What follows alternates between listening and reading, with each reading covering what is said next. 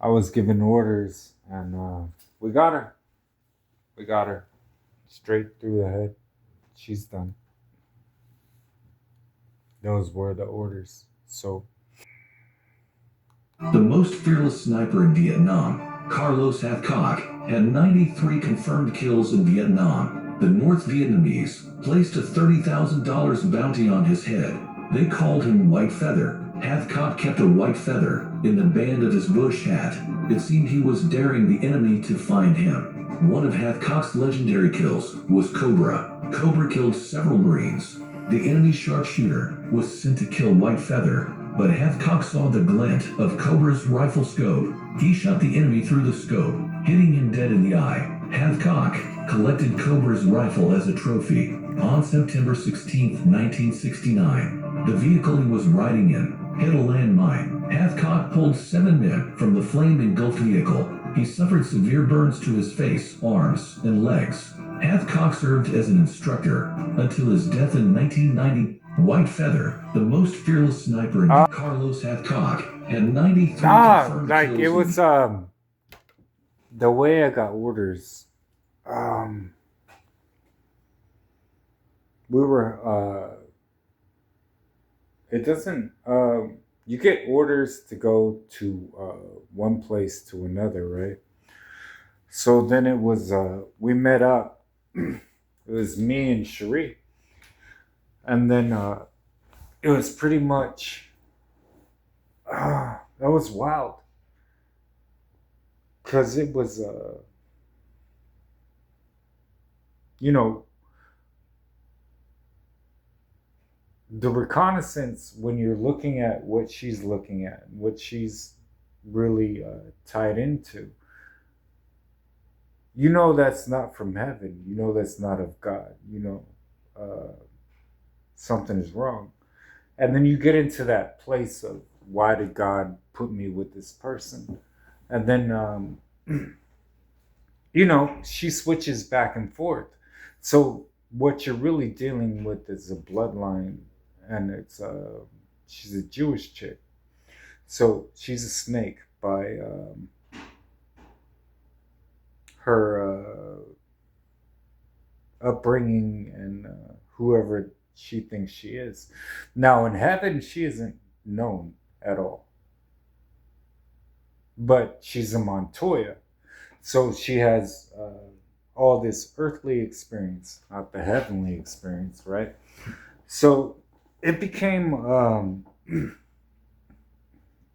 uh, right next to her, and then to observe, and then you gradually kind of get the understanding this person isn't of God.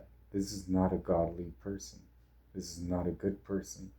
And then from there, it's where are you at, and then who led you there, and then you start doing your data of personal engagements, and then you realize it's right in front of you. This one is trying to kill you, and to be husband and wife, that's wild. Only God could imagine that. And it was she's going down, like mentally, emotionally, all of it. She's like, Portland is just killing her, right? And I'm sitting there doing push-ups and jump ropes, and I'm getting up every single morning. Yo, I'm rolling out. I'm going to Vancouver because God is talking to me. God's not talking to her. So it's really that alarming moment where you come back, and then she's saying that God was talking to me, and then you're saying no, I was talking to God, and then you get your orders. Yeah. Um, when that bullet was gonna come, you know, it came in progressive moments. It was I really don't want to hurt this person. Especially if she's your wife, you don't want to hurt her. But then after 3 or 4 years, it became I'm not missing her anymore, and I really don't give a fuck. So then I think that's the mercy of God, where he he's pretty much taught you what you needed to learn, and then he's gonna tell you if that was really your wife, she would have stood by you. She wouldn't have attacked you over and over and over and over again. And then all of us kingdom spouses are pretty much there. We really are. Um, we're not really letting shit slide. We notice everything. And then, as a sniper, of course, um, the smartest snipers that I've ever seen, observation, of course, but the ones that bounce off of it. Okay, you just did this, so now I'm going to do this. But then that gives me a perfect visual of what you're doing and who you're calling into it. So now she's calling her people. That's like 5 other people that are going to die, plus her. So all she's really doing is we're shutting our mouths and just aiming. And then when the time comes, that bullet goes. And then when it goes, it goes. Yeah, you can't stop that bullet. There's no Christian ideology that's going to stop that bullet. No. I think what God was saying was they no longer fear me. So when we take a Vietnam type of tactic, right? Yeah, you're on the ground, you surrounded us, but we have air support and we'll just napalm. And nobody's gonna say shit after that. You won't be walking the same. You won't be talking the same. You'll have a understanding that you are under fire. So I know a lot of people got frustrated by that, and me, I wrote rap songs about it. I was like, you motherfuckers really want another Vietnam?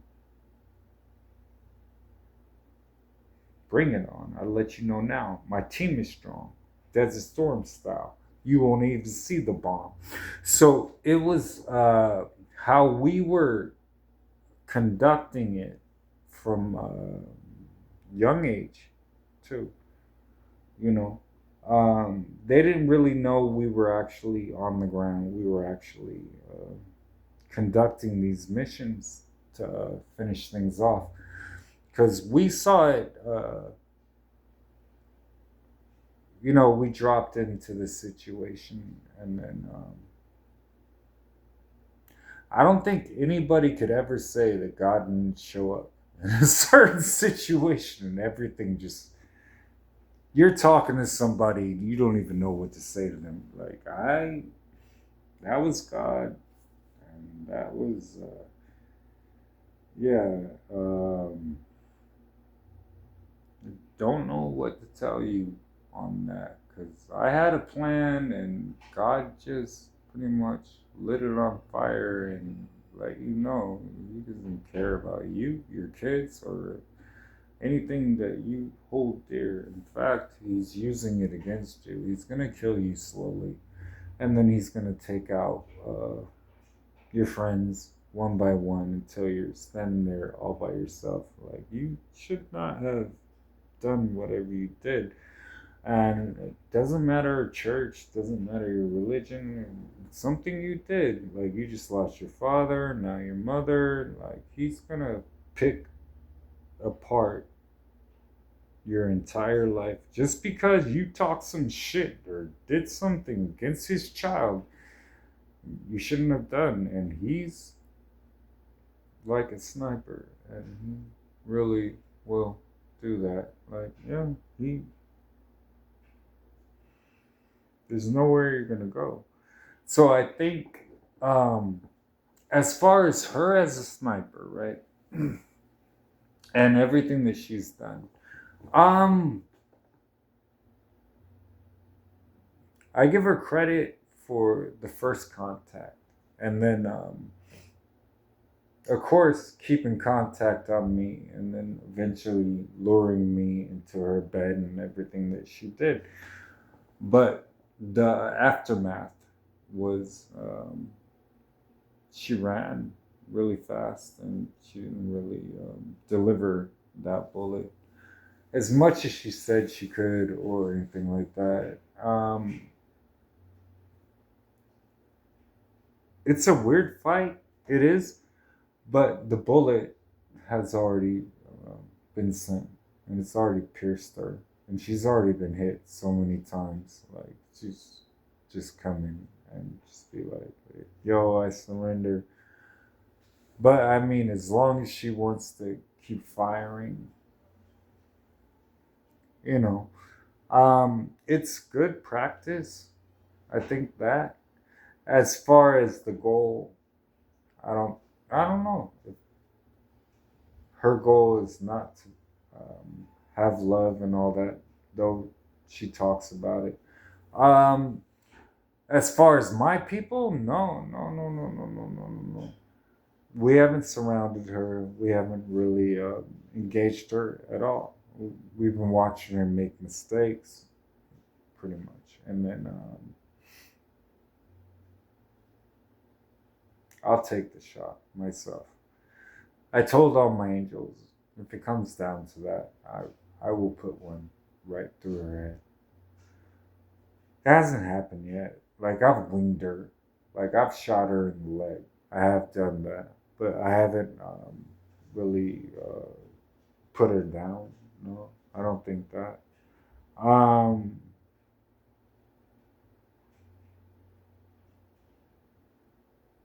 it's a cross section on that. I'm special forces, right? So I drop into enemy territory, and she just she goes with the enemy back and forth. Like she has no loyalty, which she has to learn. And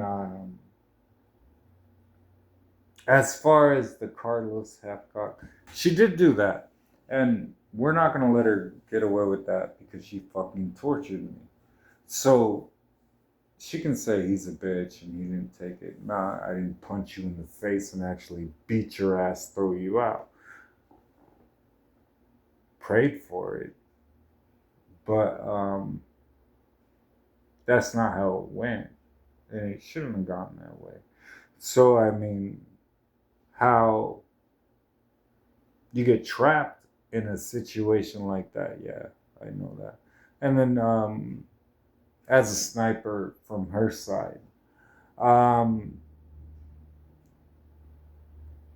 I never got hit, but I saw the bullets whizzing by.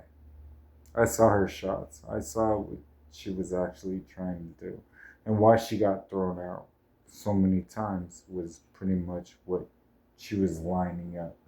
So her and her soldiers to the tree line, and then we're gonna burn you the fuck out.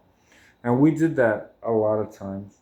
From her perspective of what she sees, she's a devil's soldier. So interrogation and probably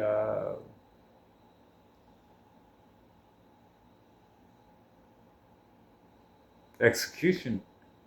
Yeah, we were about to execute her many times. Many times we were about to execute her.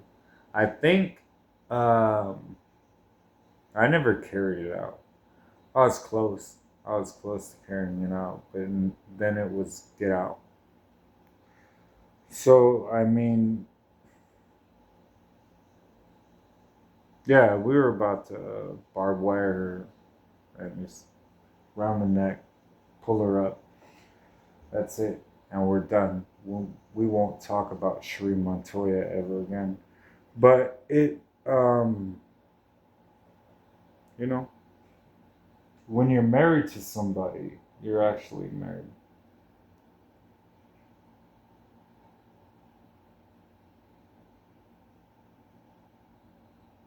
Is that yes? Yes. Okay. Thank you.